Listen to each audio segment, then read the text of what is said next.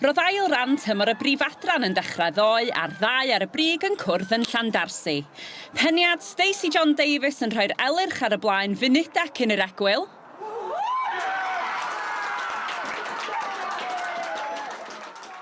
Chwe munud fewn i'r ail hanner roedd yr adar gleision yn gyfartal diolch i ymdrech acrobataidd Daniel Broadhurst.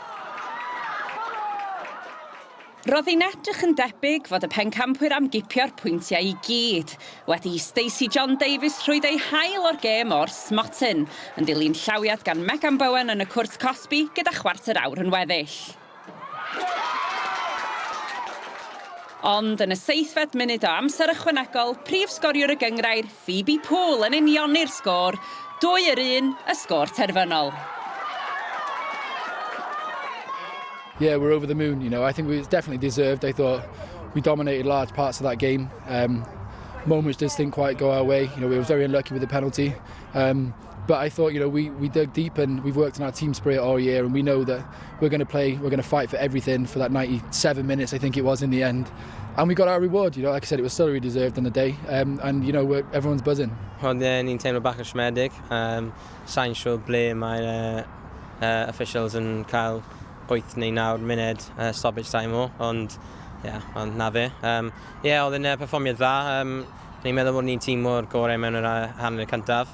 Mae rhaid i ni wneud mwy well yn yr ail hanner.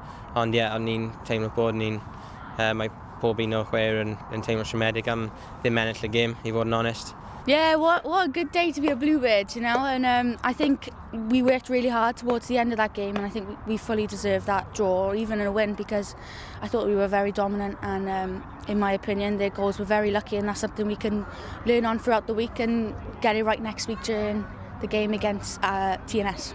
With 2 goals for yourself today, you must be happy with that. Yeah, absolutely. You know, it's always nice to get on the score sheet for the team today, so happy with that. And the good performance as well, but you must be disappointed with the end result. Yeah, of course we are, but ultimately, we turned up today, and we're all proud of our performance. It's probably one of the best games we've played all season, I think. But yeah, really, really proud of our performance. Disappointed with the result, but I do think we deserve to take away more today. You're 7 points clear at the top of the table. The spirits must be high in camp as well. Oh yeah, our belief and our confidence is through the roof, and we take that into every game.